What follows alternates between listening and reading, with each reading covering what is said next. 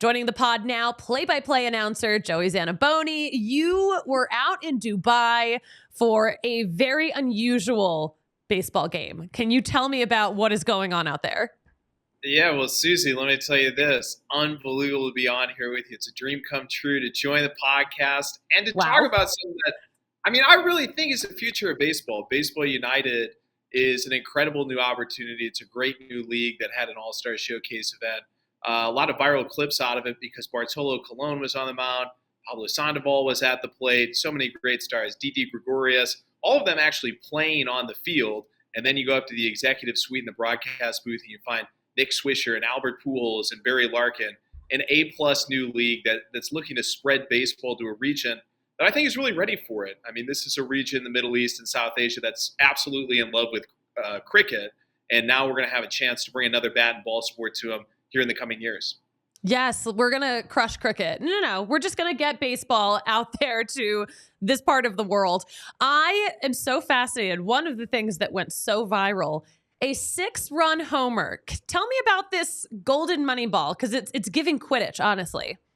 Yeah, it really does. And it's got a good crossover with cricket as well, because if you hit the ball over the rope in cricket, it's actually worth 6 automatically. And so it was kind of an idea that was a bit of a cousin of that, where there'd be a special ball that's painted gold. And if a guy hits it over the fence, it's basically worth double what he would have gotten. So Pablo Sandoval, who we know is hitting 3 home runs in a World Series game. He's done so much history already in terms of swatting the ball over the fence. He was up at the plate, a couple guys on, and he hit it out of the park. It ended up being worth 6 runs. And I'll tell you what it did was it really kept me engaged in that game, knowing that either team could come back at any point. I think at one point it was 8-2 and 9-3, but we just knew with one swing of the bat it could be tied or the other team could lead. So it kept us engaged all the way to the final out. I think it's an interesting twist, one of a few rule enhancements that Baseball United brought to the game. Now, my question, how does the golden ball end up in play in the first place? Yeah, they kind of wave it in, and they had a little bit of a ceremonial sort of drop off, but they let everybody know, and it's announced to the stadium that the money ball is in play, and the manager gets to choose it. So if you're the manager of the batting team and you have somebody of Pablo Sandoval's stature and reputation coming up, that's usually the best time, it would seem, to potentially double your run. So it's a strategic element as well. And I just think that in the sport of baseball, some of that for the field manager has been taken away over the last few years, where there's maybe not as many in-game decisions that they can make. And it's, in a way, even though it's new, I think it's kind of a callback to a different time and a time in the past. That is incredible. That's so freaking cool. Yeah, I did not realize that it was a strategic thing that a team could decide. I'm like, is it by chance? This whole thing is fascinating. When does the rest of the league actually start up? Yeah, I think right now the target date for the full season is November 1st. So November 1st of next year, and about a 2-month league that'll take us to about New Year's. This is going to be incredible because we're going to have great stars from the MLB, and we're going to have some really exciting prospects as well from that area. We saw some of them from India and Pakistan, Sri Lanka, and other countries that were represented. So there's going to be a local feeder system as well that's going to help some guys make their dreams come true. And that was one of the coolest parts to me, was seeing guys who had watched Robinson Cano, for example, growing up in India, and then having a chance to step on the field and actually substitute run for Robinson, who was playing second base during the game. That really meant a lot to them, and I think it's going to mean so much to people in their region.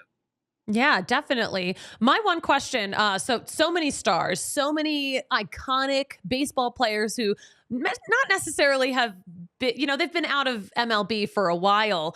What are some of these guys' motivations for going all the way out to Dubai to play in this league? And these are like older guys. Like, are they trying to make a comeback? Are they just trying to have fun? Are they trying to get paid? What is kind of the vibe out there in terms of the talent that's there? I think it's love for the game. And to see Bartolo Colon at 50 years old going out and doing some bullpen work in the practices before the game, and then to step onto the mound and actually battle through some flu symptoms. He was dealing with a little illness in the week, and I think it would have been easy for a guy who played 21 years in the major leagues and obviously has a Cy Young on the shelf to maybe say, hey, guys, I would have loved to, but now I'm just going to sit in the stands or sit in the suites and watch the game, to see him go out there and battle, I think it's an opportunity for these guys to show not only what made them great, but really what makes them great. And to have that kind of determination for these young prospects, I think it makes all the difference in the world to them. And I just think it's a great area for bat and ball sport. And I think it's a great area for sports in general. And so I know Cash Shake, the CEO, had said at one point, hey, when you come up with an idea like this, sometimes you wonder, like, why has nobody ever done this before?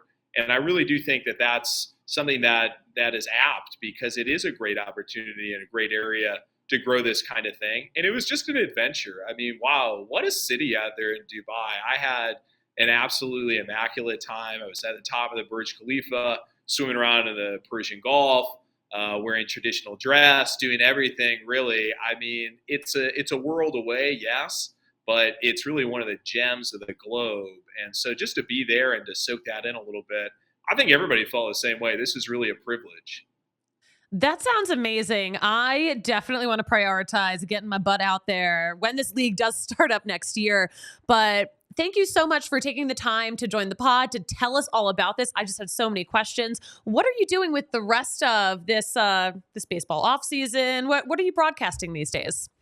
Yeah, I'm with St. Louis City SC in the MLS. So I've kind of gone to the soccer side. And this is a great thing for me, just to kind of get back into the baseball side of play-by-play announcing. I had done 8 professional seasons before this. And I mean, it's like a great country music singer once said, it might be a little dust on the bottle, but it's one of those things that gets sweeter with time. And to have the chance to come back and do it really with these guys, and to call the game with Nick Swisher, who's become a good friend of mine, obviously has enough energy to power at least a couple of nuclear reactors in small countries. Yeah. I mean, that was incredible. And then to call it with a cricket legend as well, who was definitely the most famous person in the stadium, Shoaib Akhtar, the only man in cricket history to ever go over 100 miles per hour.